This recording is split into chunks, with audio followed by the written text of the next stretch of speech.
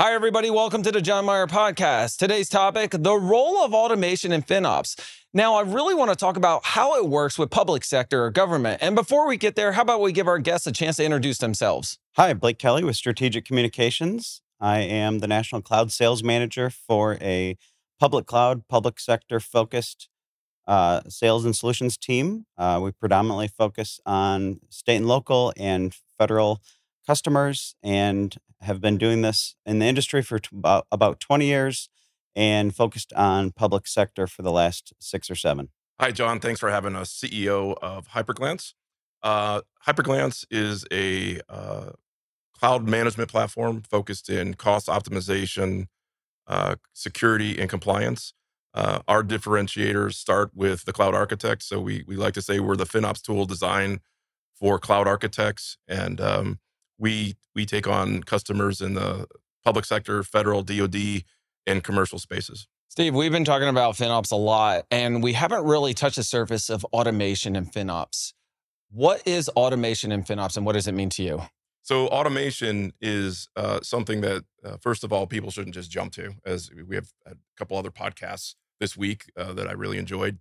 And it's something that there's really kind of layers to the conversation. So if you look at monitoring, right, there's a lot of data that's resident, not just in billing, but just in the estate of cloud, just basic inventorying, right?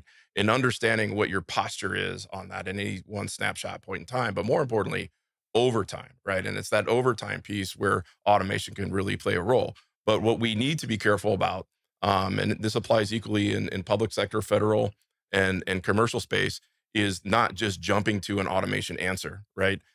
There needs many times to be a conversation around the reference architecture and what that means to performance and user experience. A lot of different variables that go into the conversation, and right sizing in an automated way may not be the answer for that particular set of app or particular set of data, or it may be the right answer for it. So it's something. It's not a dim switch you just turn on and walk away. You really got to consider all the different factors that go into the stack and what makes sense.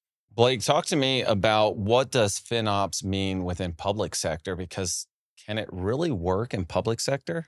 FinOps is absolutely right sizing, but it's also leveraging the right services and architectures to best scale with the elastic and microservices, container services, et cetera, that are available in the cloud. That also includes financial instruments that allow customers to, if they have a predictable workload, to be able to take on a commitment in exchange for a lower cost while staying in that service. So, Blake, talk to me how FinOps really relates to public sector and what your role is around it specifically. Are you helping implement it, the culture? What does it look like as it relates to public sector? Because I know in commercial, it's not like for like. So my role in helping our public sector customers for their cost optimization journey is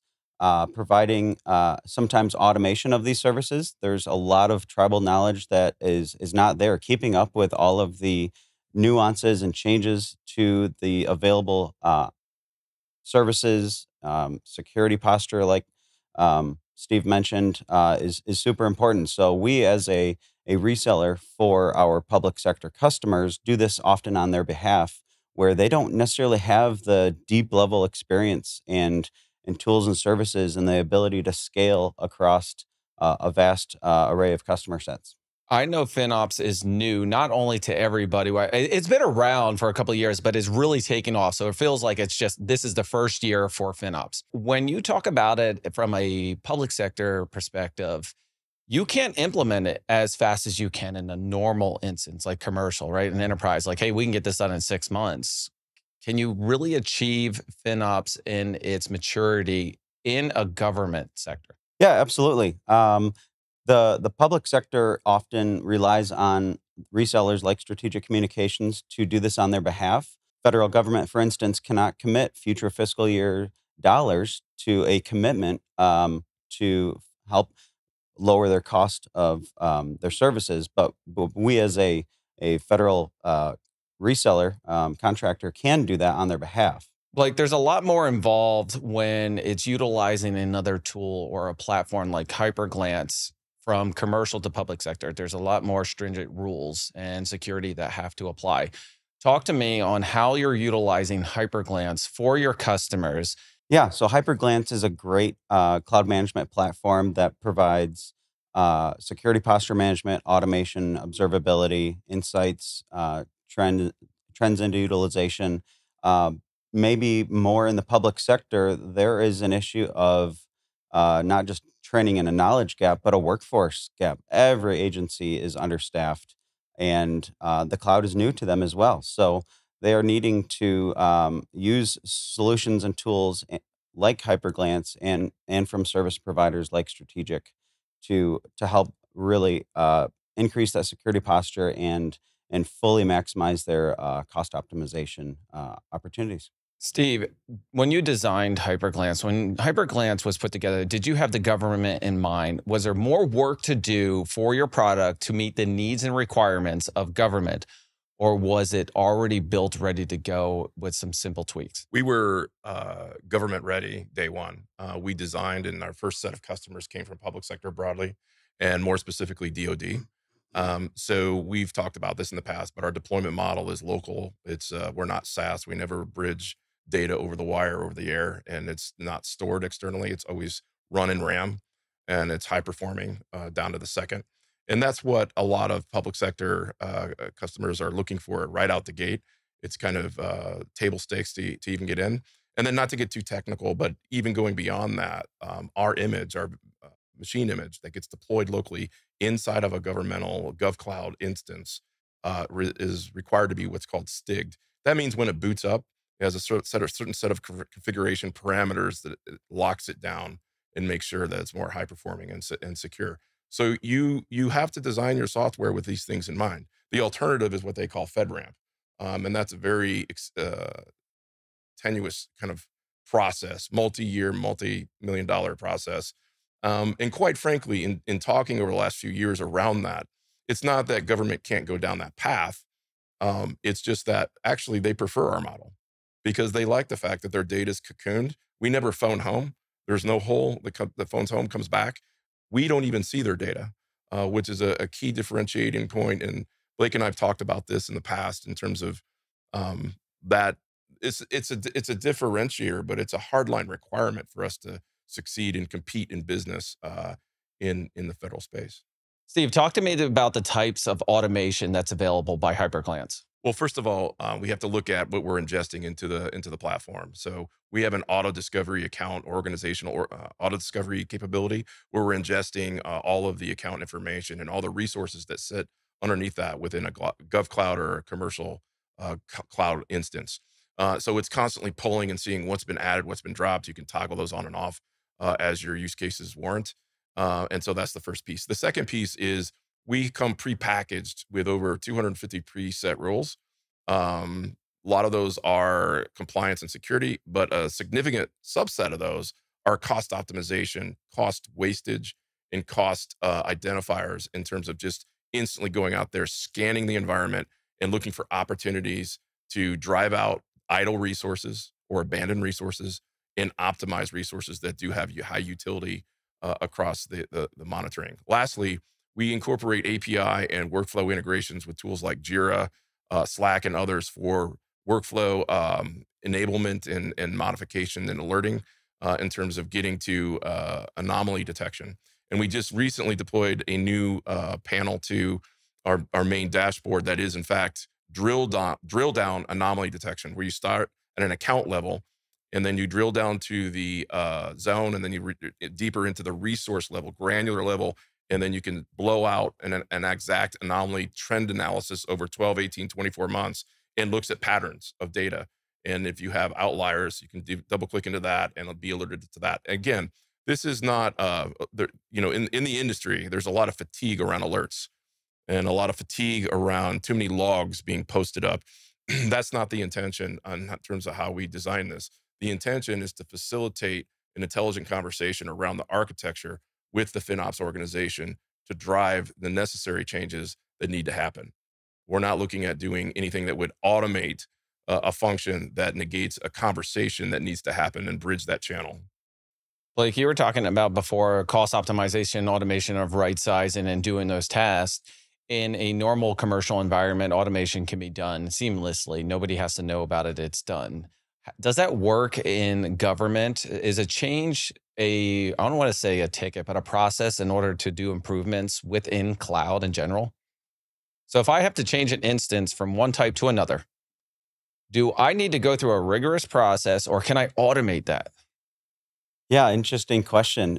You can automate it, and sometimes it actually depends on the contract. Some specific government contracts line item out the specific build of materials and machine type, sizes, et cetera, where no, they actually are locked in. So that's where we actually, not to get into contracting speak, but we encourage the ability to have flexible contracts that allow for any of the services available the cloud platforms. I had a conversation with someone part of the FinOps. They were talking to me specifically around public sector. And an example they gave me is an AWS workspace, right? You provisioned out 100 workspaces, but you only had 60 contractors utilizing them. You had 40 sitting there ready to go running. It was cheaper for them to leave these instances, these workspaces running, than to shut them down because it took 6 months to get it signed for 100 of those workspaces. Wow. Talk about like automation and cost savings that could be possible around that. What type of automation can you do and should you do as it relates to FinOps in government? Yeah, 100%. That is a common, unfortunately, use case I've heard time and time again where there is so much over provisioning where you buy for a future need, right? And whether you're going to use it or not. So the need to not only shut services down, but thin provision based on file that's on usage hours, what have you, um, is super important, and also leveraging the right services that can elastically scale with the needs and the demands. Talk to me about how you're using Hyperglance, the reporting, the visibility capabilities that it presents to you that you could do for not only right sizing cost optimization, but utilizing it through a FinOps process. Do you see the report? Do you have to walk through to the customer in order to say, hey, listen, here's how we can implement it. Here's how we should change the business application to follow the the FinOps culture in general? Or do you just go and do it? Or can you do it? Or does it take a 2-month process where it's costing me $10,000 now? Yeah, again, back to the contract, unfortunately, in public sector, but it depends on the contract. Some of our customers, we're doing it on their behalf. It's in our statement of work or PWS, performance work statement, or we're letting the customer do it on their own. So leveraging Hyperglance if our team's doing it on behalf of our customer, they are using Hyperglance to find those anomalies, act on them on behalf of the customer, make either changes within the scope or ask or make the recommendation if it's outside the scope to get the concurrence from the customer to make the changes or just provide that communication back up. Blake, I think you're telling me about a number of challenges that are presented when you try to automate FinOps within public sector. And the biggest challenge is the contract. It's exactly what it seems like. If you don't have that stipulation that an instance type needs to be, an EC2 extra large, and you have the flexibility to change it, automation is easier. If you have the concurrence and scope in your contract to be able to make that change, absolutely. So Blake, we've talked about the challenges not only with contracts. Can you do it? Is it in your contract to do it? But what are some of the other challenges when implementing automation within FinOps? Yeah, absolutely. On the topic of the cost savings instruments, for instance, in the AWS realm, there's concepts of reserved instances and savings plans and other capacity commitments that you can make in exchange for the cost savings, like we talked earlier. But that's not an automated process. We have time and time again seen customers uh, come to the table late when there's recommendations that they've lost out on massive amounts of savings. So by leveraging tools like Hyperglance and services from Strategic to do that automatically or um, very quickly thereafter, after receiving those insights, we can act much faster than a government customer that's really not their job to. They're more maybe more concerned about security posture and hardening the environment and other innovation areas. So being able to free up our customers to do higher value add opportunities on their behalf, and plus we're the experts. We also have the buying power of hundreds of customers, and where we can actually de-risk holistically across our customer base in the realm of these instruments on their behalf, and then everyone benefits as well. Steve, talk to me about Hyperglance's capabilities around RIs and savings plans and the visibility that it's bringing to Blake and his team in order to achieve some of those results that their customers are looking to. Right. And so, as we've stated before, our whole architectural point of reference is that cloud architect and their ability to have intelligent conversations with their friends in finance or FP&A, right? And so, at our core, we're really a recommendation engine. Keyword is recommendation, right? So we'll stack. We call them baseball cards of recommendations, and they can carry that not just through go do X, but get contextual reference in popping out a reference architecture diagram around that, and then looking at the cost structure around that, and even toggling on and off different interfaces and doing what if analysis around that. So it's much deeper in terms of the comprehensive nature of the recommendation and where you can drive action off of that. That's kind of default mode. We also have the ability to automate certain pieces. And then just as a point feature, once you understand what you want to do around an RI, you can point on a particular resource within that estate, you can poke out to the native AWS console and take action there. So it's very seamless, very easy navigation to go do what you need to do. We realize not everything is going to sit inside the walls or the portal of Hyperglance. And so, but we want to make it easy to move in adjacent systems to make those appropriate changes. Lastly, we do have the full stack automation around remediation. So if you want to automate policy, and what's powerful about the platform is it's very zero code configurable, right? So you can clone rules. We have over 260 rules. You can clone those and adapt them to your specific environment. Again, all running in RAM, all running inside, cocooned inside of the GovCloud instance.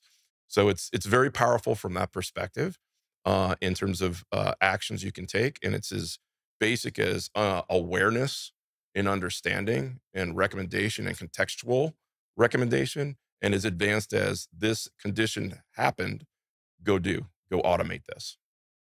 If I could just add to that, totally plus one, Steve, on the automation piece.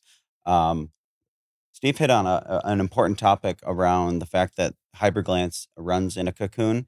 A lot of the CMPs, cloud management platforms out there, are doing a phone home or are multi-tenant hosted and commingled potentially in someone else's data center. And so the concepts of FedRAMP, moderate, high, even potentially running in the classified levels is not possible for other cloud management platforms. That's why our customers love Hyperglance, because it's they control the security posture. It's not someone else that they're having to audit and check on the compliance. So their platform does not phone home. There's no way for them to reach back in. There's no back doors. This thing is solid and trusted by our customers at all levels. My first instinct to ask about not phoning home is updates, security patches.